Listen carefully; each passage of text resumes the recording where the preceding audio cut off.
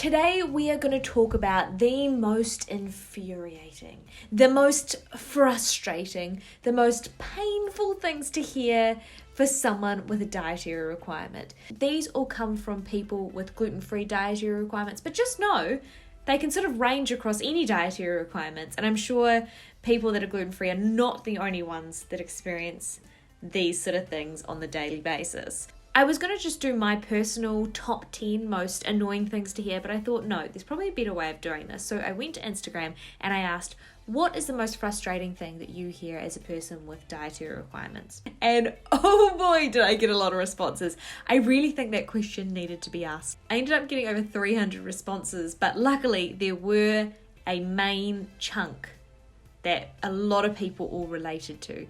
So what I did is I wrote them all down, I tallied them all up, and I now have a list, a definitive list of the most annoying things that you can hear as a person with dietary requirements. There are 20, and I've put them in order of how many times someone brought them up from my Instagram responses. And there is a definitive top 3, and I'm sure as soon as I say it, you'll be nodding your heads in agreement. With that in mind, this might be a bit of a frustrating video to listen to as I inevitably bring up some annoying phrases that you've most likely heard in your life. So grab yourself a cup of tea, maybe something calming. I've got a chamomile, and let's jump right into it. So this is my list. I've written them down all in here. So I'm going to go from the bottom to the top and we'll end up with the most frustrating at the end, okay? So coming in at number 20. But will you die? It's such an interesting way to gauge someone's severity of a reaction to something that they cannot eat. To be honest, I've probably asked it to people in the past before I had a dietary requirement, not knowing how frustrating it was. If we're talking about this in terms of celiac disease, I find this one particularly annoying to get because no, we're not going to die, but it is terrible for our health. And sometimes you can't reflect that onto the person that's asking you by going, well, no, but eating gluten actually does cause long-term damage, so further down the line I might develop blah, blah, blah. You've lost them. So if someone asks me that, I just go, no, but I'll get real sick. And I finish with a hard stare. No further questions. At number 19, this happened to me the other day actually, and I was a bit like, I think having blank allergy would be worse. Okay, cool. Probably would also suck, yes. Why are we comparing them? I had this happen to me the other day. Someone said, I'd probably much rather not be able to eat gluten than dairy because I love blah, blah, blah, blah, blah. And I was like, okay, but you can. So this is one that's just so weird to say. Like, imagine saying that about any other illness. Like, oh, you've got a broken leg? Oh, I'd probably much rather have a broken arm. It's like, okay, the arm's still broken. Number 18, pretty classic. That's X amount extra for the gluten-free, or, X amount extra for the vegan cheese, or X amount extra for a dairy-free milk, blah, blah, blah, blah. Yes, on a level, I can understand why they charge more because sometimes the products cost more. Do I think sometimes it's a little bit extortionate? Yes. Coming in at number 17, I will use the term gluten-free, but no, this can be related to anyone. Are you still gluten-free? Yes, Sandra, and I will be forever. Now, I understand that some people's intolerances to things can change throughout their lives. Not celiac disease. Not a lot of them, actually. It kind of insinuates that you're on some sort of diet, like some sort of health diet, but we'll get into that. Number 16. We have a fruit salad as a dessert option. This I've never actually run into, and I think that's just my incredible luck that I've never been to a place that's offered fruit salad as a dessert. Actually, I think maybe when I used to work in a place, they offered fruit salad and ice cream as a dessert for the gluten-free people. But I wasn't gluten-free then, so obviously I paid no attention to it. Yeah, I can imagine if that's always your only option, you'd get pretty bored of it. Especially because you can just have that at home. But in my controversial gluten-free opinion video, I don't know if I put this one, but someone actually said they like the fruit salads. And that's okay too. Number 15, and this has happened to me once. Someone saying, it's all in your head. Okay, I'll just think myself to be able to eat gluten again. Do you not think I would have tried that if it was possible? You know what? There is a lot of pseudoscience people out there. Actually, some of them are probably going to comment on this video or my TikTok version of this. No, I don't think that Dr. Osahawa can cure me with his miracle herbs.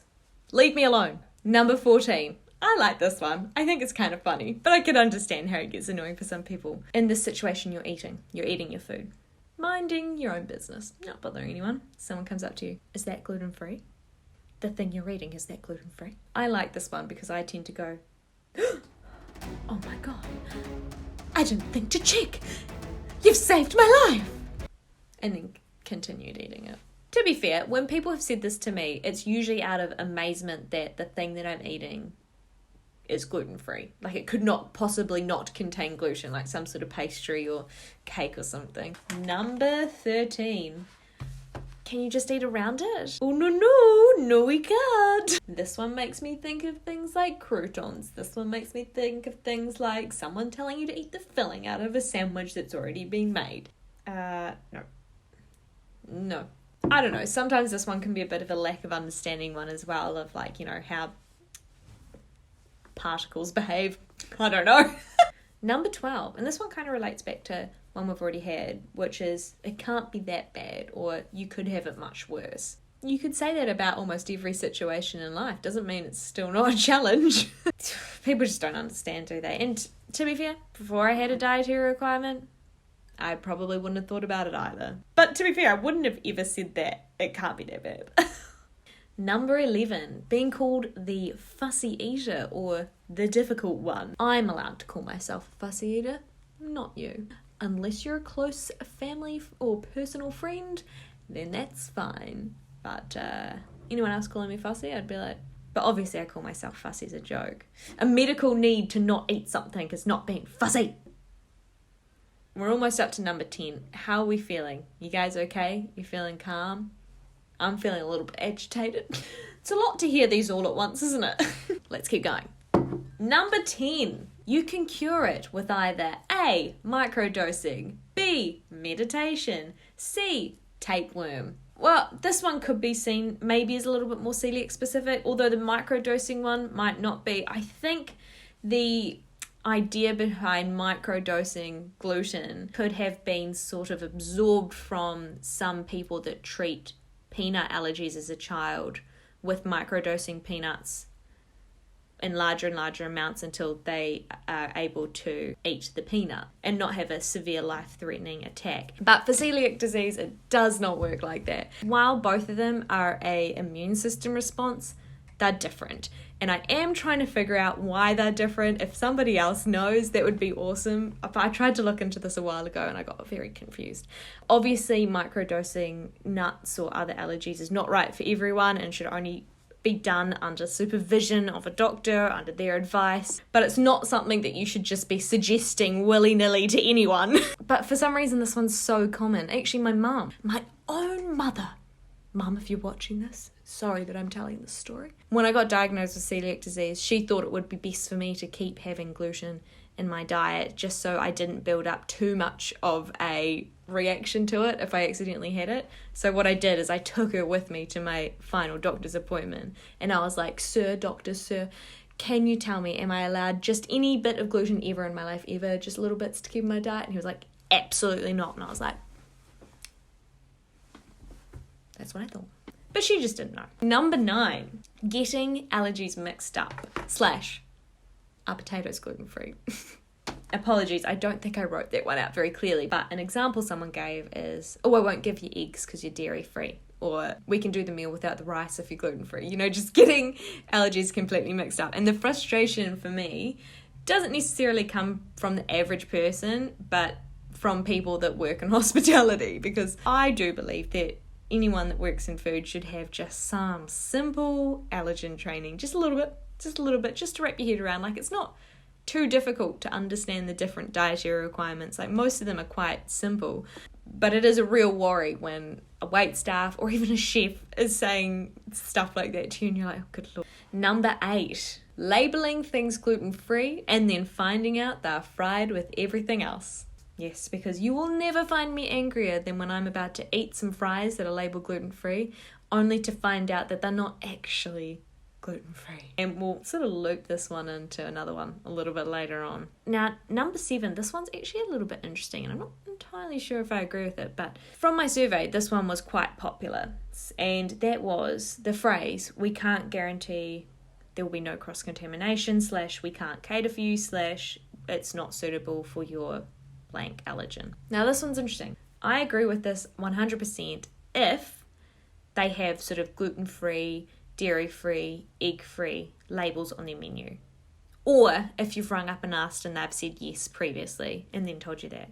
Yes, I think that is super frustrating and super, super annoying. However, I wouldn't be annoyed at someone telling me that if I just wandered into a store one day to ask if they've got anything gluten-free. Do you know what I mean? Because at the end of the day, not everyone can cater for us. And once again, it's easy for me to say that because I do have a lot of options in London of places to eat. That might be a lot more frustrating for you if you're in a place with less restaurants, less options. Number 6, we're getting into the juicy ones here. Gluten-free. Here's the vegan menu. Or do you have any gluten-free options? No, but we have vegan options. Last time I checked, wheat didn't come from a cow. Yeah, that one annoys me. That one's really frustrating. Number 5. And I'm surprised so many people voted for this because I thought, it's 2022. Surely people aren't that silly. You'll grow out of it. / my blah blah blah grow out of it. Hopefully you will too.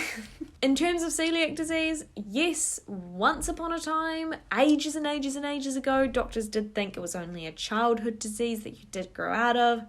That many, many years ago was disproven, and yet people still have really gripped onto that. Number 4, and this sort of loops into our shared fried one. Gluten is killed off by heat. Costa coffee. Gluten can't be killed.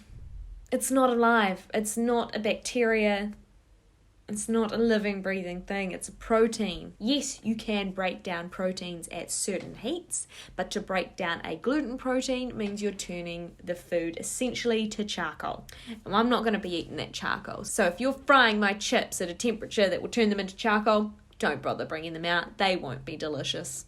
This one is obviously super frustrating because I do not know where this came from, and I do not know why it's not going away. I don't know why I keep seeing things in the media about this. I don't know why I keep seeing stories of people sharing that this is exactly what happened to them at a restaurant. Like, why do people still believe this? Let's move on. Number 3. Oh no, number 3 is probably my personal number 1, to be honest. Happy place. Number 3. You're gluten-free? You must be so healthy. That must be really good for losing weight. There is just so many things to unpack with this one. I don't even think we've got time. My main problem with it, other than it being completely wrong, the problem I have with it is that why are you even asking about people's weight, or why are you even assuming that people are doing a gluten-free diet for health? Why do you think that losing weight is a good thing for everybody? Why do you think that responding in this way is actually going to make us feel better? Oh my gosh. So many people go through so many different things when they go on a gluten-free diet for the first time. Weight fluctuates up, weight fluctuates down, the weight can stay exactly the same. But whatever happens is literally no one's business. And yeah, it's just completely incorrect. Like, firstly, the term healthy is very subjective, and I don't really like to use it. But if people are talking about healthy in terms of that means you must eat only fruit and vegetables, that's completely wrong. If you're thinking of healthy as in no carbs, that's completely wrong. I'm pretty sure last time I checked, potatoes are gluten-free, rice is gluten-free, gluten-free bread is gluten-free. This one really works me up. The next time someone says this to me, I'm literally going to be just like, stop. Shh. Thank you, good day. Do you know what? I think I could make a whole video about that, so let's move on for now. Number 2, this is a good one. I'd just die without being able to eat gluten / bread / pizza. You know what, Sandra? I thought that as well, and yet here I am, alive and in the flesh, not eating gluten bread. To be fair, I find this one quite funny, because, like, are they saying it as, like, a compliment? Like, are we celebrating my willpower for not wanting to eat something that really harms me? To be honest, for me, not too difficult to make that choice. I think it's just very dramatic. It's like the complete other end of the scale of someone saying, like, oh, can't be that bad. you know what, I'd just say, I do not believe there is one person out there that has passed away from not being able to eat bread. If there is, please let me know. I'll retract that statement. But as it stands, there's a lot of celiacs and we're all managing quite okay. Thank you. And our last one, and this is quite a big one, so I'm wondering if maybe you've already guessed it. It's one we get quite often. It's one you've probably had before. Number 1, can't you just have a little bit? I'm almost too physically tired to build up the energy to talk about this one. Yes, it will hurt us, okay? That's why we're in this mess. It was hurting us. If anyone approaches me with a gluten-free biscuit, I'm slapping it right out of their hands. You can take my word for it. I think in terms of all of the ones I've talked about today, that one is the one that is said the most, and maybe that's why it's bumped up to the top, because the more you hear these, the more annoying they get. Oh, and this is something I want to say at the start. If we only heard these once or twice in our entire lifetime, perhaps it wouldn't be so frustrating. For me, the frustration comes from the repetitiveness of it and how often you have to find yourself explaining why you can't just have a little bit, why heat doesn't kill off gluten, why you can't cure it with tapeworm. And it does get quite tiring and frustrating. Yeah, I thought it would be cool to just put them all in one video to really put me through it emotionally. I'm actually physically tired from reading all of those. I'm mentally drained. I'm physically exhausted. No, it's all fun and games. I'm in good company.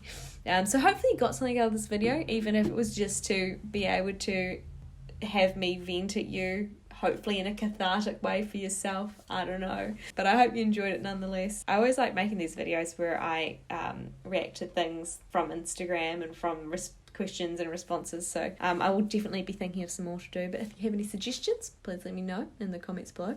I'm gonna go to bed now, quite tired, giving myself a headache, and I will see you in the next video.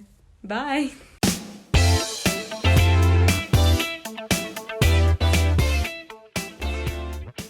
Oh my god, how did I forget that one? Okay, special mention, but have you tried the bread in Europe? Apparently you can have it. I want to know who started that rumour. I want to have some words with them. I think if we could eat the bread in Europe, we'd all be living there. Okay? Okay.